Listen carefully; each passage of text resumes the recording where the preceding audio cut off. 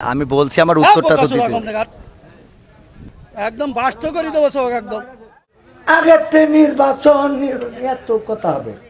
জিয়াউর রহমানকে পর্যন্ত তার স্বাধীনতার ঘোষক হিসাবে স্বীকৃত দেয় নাই, বরং তার দেওয়া রাষ্ট্রীয় অনেক পদক পর্যন্ত কেড়ে নিয়েছিল। বলেন ঠিক কিনা? নিয়েছে না? নাই নাই? কত মুক্তিযোদ্ধার সন্তানদের ভুয়া মুক্তিযোদ্ধা সার্টিফিকেটে চাকরি পেয়েছে, অথচ তারেক জিয়া আর ওই যে জিয়াউর রহমানের স্ত্রী বেগম জিয়া দুইজনকে এত নির্যাতন করেছে, একটা তো দেশ ছাড়া করেছে আর একটা দেশে রেখেছে, কিন্তু এমন অবস্থায় যে বাড়ির সামনে বালুর টিরাক, কথা কয় না, ওই বালুর টিরাক যারা সরাইতে পারে নাই 16 বছরে, ওরা আবার এখন এসে বড় বড় কথা কয় ওরা হইলো দাদাদের দালাল। কথা কয় না? 16 বছর সরাতে পারে নাই, এখন আবার বড় বড় কথা। এই বড় বড় কথা যারা বলে ওরা প্রকৃত অর্থে জাতীয়তাবাদী দল করে না, ওরা জাতীয়তাবাদী দলের লোক নয়, ওরা হইল দাদাদের সুরে কথা কয়। কারণ ছাত্র আন্দোলন করে নির্বাচনের জন্যই এই আন্দোলন, এই দেশের নির্বাচন করে সরকার প্রতিষ্ঠিত হবে। বাংলাদেশের মানুষ জাতীয়তাবাদী দলকে যদি সাপোর্ট করে অবশ্যই তারা সরকার গঠন করবে, কিন্তু এত অধৈর্য হয়ে যাচ্ছাও কারণটা কি? কারণ হলো দাদারা শিখাই দিয়েছে। যদি দেশের প্রধানমন্ত্রী বানাইতে হয় এখন বিএনপির তারেক জিয়ার দরকার আছে না নাই? তো তারেক জিয়ার দেশে আনা লাগবে না? তা দেশে নেনি তারপরে নির্বাচন দেবো, কথা কয় না। আগেতে নির্বাচন এত কথা হবে। বলছি আমার উত্তরটা তো দিতে কোন জায়গায় কি বলতে জানি যাই পুকাতে কি লেগে বলে জানি যাই কম নাগাদ একদম বাস্ত করে দেবো সব একদম। ওগো আমার ভাইয়েরা, ওরা হলো দাদাদের দালাল। প্রকৃত অর্থে যারা তারা বলছে না মাল পেয়েছে আর মাল খেয়েছে, এই জন্য ছাত্র আন্দোলনকে তথাকথিত বলে ফেলে। অথচ এই ছাত্র আন্দোলনে কত পরিবার আজকে আপনার ডানে বামে খোঁজ নেন, 16টা বছর কত নির্যাতনের শিকার করেছে, কত জাতীয়তাবাদী দলের, ছাত্র দলের, যুব দলের নেতারা পর্যন্ত ঢাকায় রিক্সা চালিয়েছে। বলেন ঠিক কিনা? তাদেরকে মুক্ত করেছে ছাত্ররা। তাদের এই আন্দোলনকে ছোট করে দেখা যাবে? ডক্টর ইউনূস এমন একজন খেলোয়াড়, জাতিসংঘের মহাসচিবকে বাংলাদেশে এনেছে, শুধু না বরং তারে নিয়ে গেছে রোহিঙ্গাদের ওখানে। সেখানেই শেষ না, বলছে তুমি যাই হও হও, আমাদের পাঞ্জাবি গায়ে দোয়া লাগবে। পাঞ্জাবি তো গায়ে দোয়াইছে দিয়াইছে, আবার তারে রোজা রাখাই ছেড়ে বলছে তুই হিন্দু মিন্দু যাই হোস রোজা রাখা লাগবে। ঠিক না বেটে? রোজা রাখায় ইফতারও করাইছে। এই হলো ডক্টর ইউনূস। চাইনায় গিয়েছে দেশের জন্য, আবার এখন কাতারে রয়েছে দেশের জন্য। যেমন জিয়াউর রহমান, তিনি যখন রাষ্ট্র ক্ষমতা পেয়েছিলেন আমরা তো তখন জন্মগ্রহণও করি নাই, তবে ইতিহাসে পড়েছি তিনি ছিলেন একমাত্র এই বাংলাদেশের কল্যাণকামী। মালয়েশিয়ার প্রেসিডেন্ট মাহাতির মোহাম্মদ, মালয়েশিয়ার সাবেক প্রধানমন্ত্রী দাবি জানিয়েছিলেন, ওগো জিয়াউর রহমান, বাংলাদেশ থেকে কিছু লোক আমাদেরকে দাও, আমরা নাগরিকত্ব দেব, মালয়েশিয়ার নাগরিকত্ব দিয়ে আমরা এই দেশে রাখবো।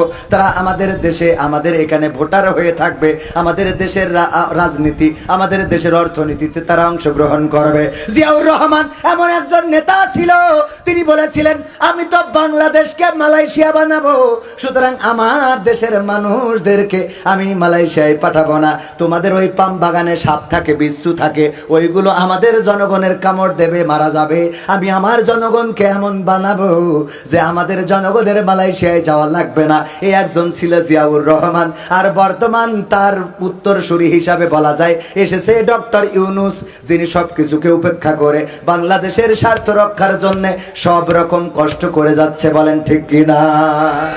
ওগো আমার ভাইয়েরা, তাইলে আবার সেই গানে ফিরে আসি, কারণ আমি আকর্ষণ এত ওয়াজ করলে হবে।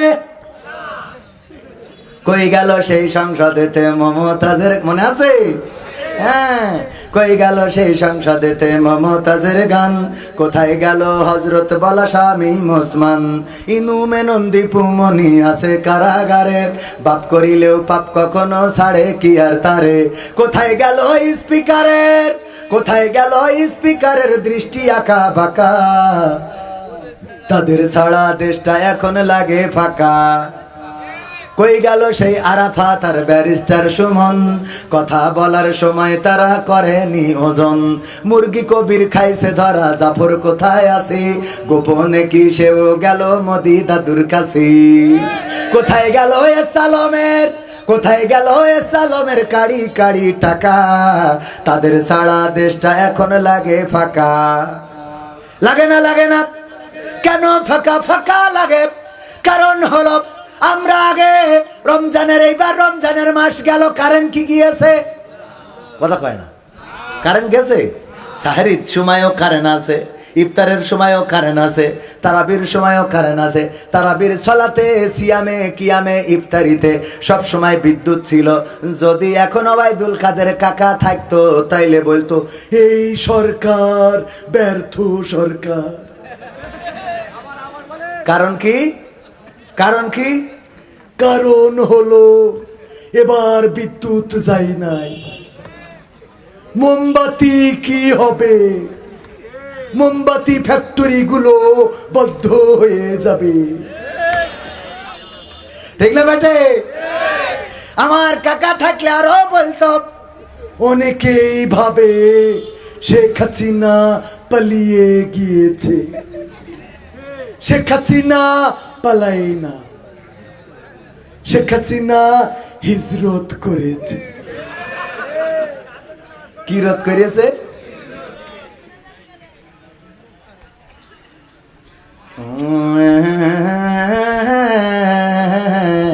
সময় তো খালি জাতি আছে। হ্যাঁ, হ্যাঁ, না না, ওরে বাবা, ওরা গরমে বাঁচতে না, শেষ করে দিতে বলছে, শেষ করে দিতে বলছেন না আপনারা? গেটের দরজাটাই নিয়ে দেবেন, টেনে দেওয়া ভালো, কারণ আমার একটা কাজ আছে, ওই সময় দরজা লাগাতেই হবে। এই শোনা, ওই এই দাঁড়ায় থাকার লোক একটু ভিতরে, ওই আর একটু ফাঁকা আছে, এসে বসা যায় না মনে? ডাক তো দিচ্ছি, তো আসছে না, তো আমি এখন পায়ে ধরবো। আমার সোনার ময়না পাখি ওই কর্নারে জায়গা আছে গো, এসে বসো।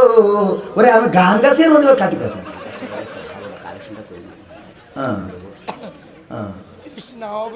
তাহলে এদিক থেকে একরকম, এদিক থেকে একরকম, খালি বন্ধুর পড়েন। ওকে, ঠিক আছে, ওকে, অসুবিধা নেই। ভাইরা আমার, ওয়াজ কি চলবে? রাজি কারা কারা দেখতে চাই? লিল্লাহি তাকবীর, নারায়ে তাকবীর। আল কোরআনের আলো, আল হাদিসের আলো, আমার নেতা তোমার নেতা, নারায়ে তাকবীর। স্লোগান উঠেছে, এই বাংলাদেশের মানুষ সিদ্ধান্ত নিতে শিখেছে। বাংলাদেশের মানুষ 16টা বছর পরেও জেগে উঠেছিল, ছাত্র আন্দোলন করেছিল, রক্ত ঝরিয়েছিল, স্বৈরাচার মুক্ত, ফ্যাসিবাদ মুক্ত করেছিল।